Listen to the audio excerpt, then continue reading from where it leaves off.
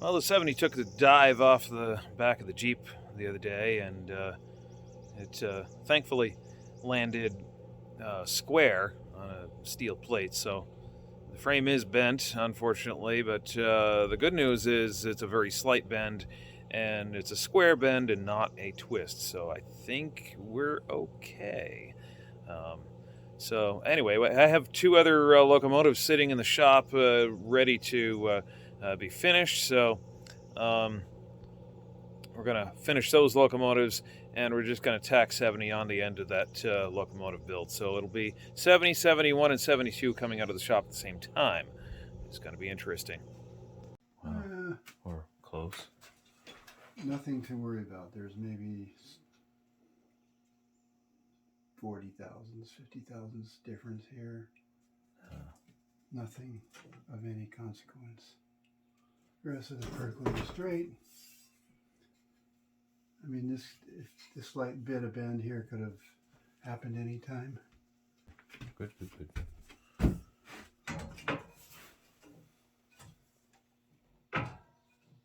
And it follows through on the other side. So. Oh, okay. But I don't have to listen to that anymore. All right. So the 70's down to bare frame here. We've seen it this far torn down before. Now we got to decide what we're going to do.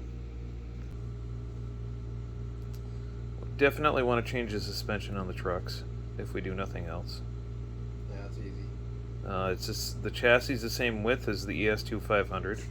It's just 2 inches shorter in the middle, not on the ends, which makes it a little more difficult to modify, I suppose.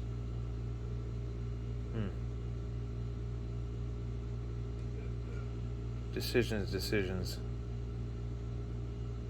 You know, if you lengthen it, you have to stretch the wheelbase too. Well, yeah. And change the chains, but the chains are wore out anyway. Well, I have plenty of chain. That's easy.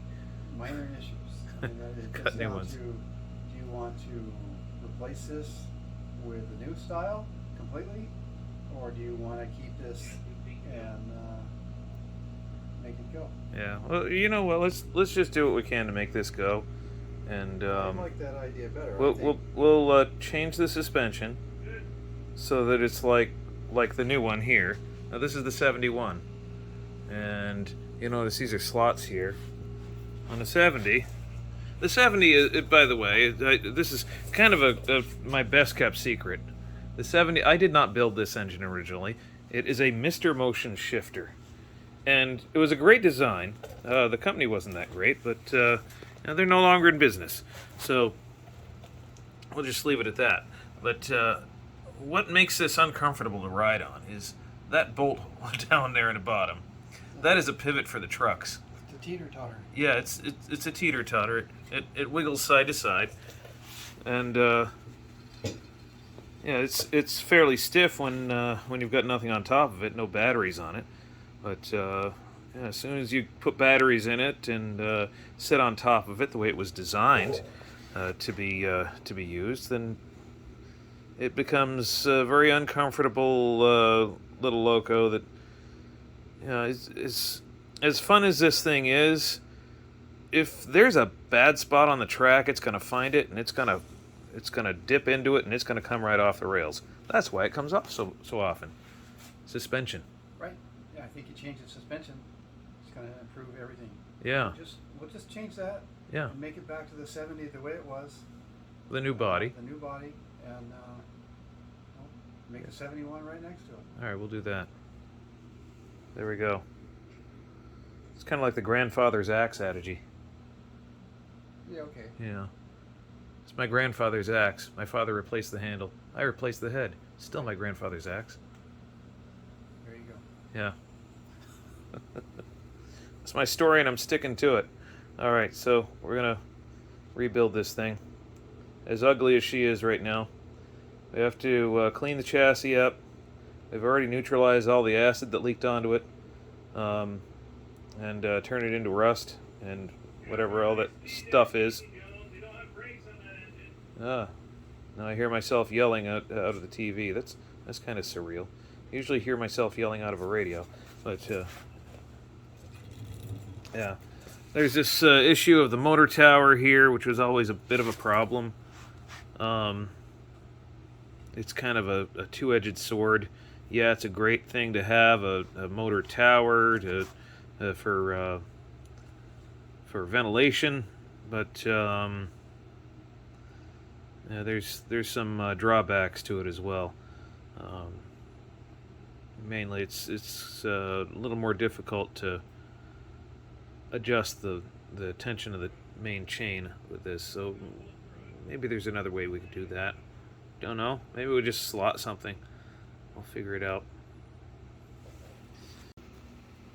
Alright, so let's compare this. 70 looks like this.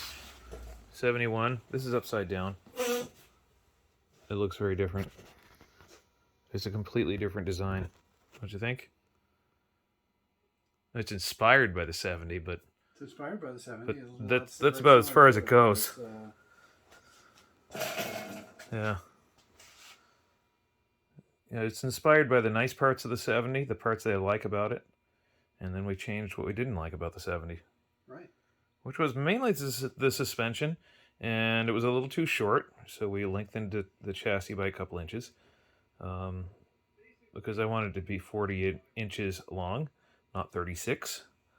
So, a couple inches on each end. Turned out to be a couple inches in the middle, or 4 inches in the middle, really. Right.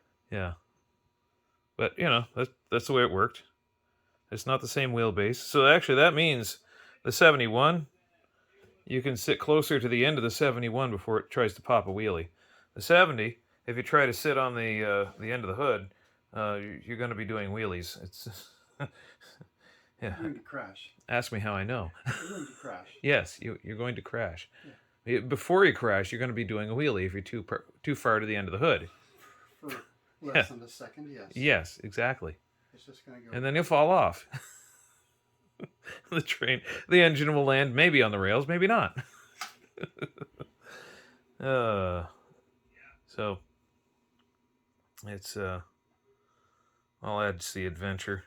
This might be less adventurous, but it's going to be more fun because it's going to ride a lot better. Right, so you're going to have two on the line, coupled back to back, running down the track, pushing the snowplow, when all three of them come off the track. Yeah. More excitement. Yeah. Can't wait. There you go. Yep. Right, so... don't forget the 72, because we're building two of those. Yeah, well... Yeah, we'll have three of them. Get to work. Yeah. I've got freight cars to build. Yep. All right. More updates later.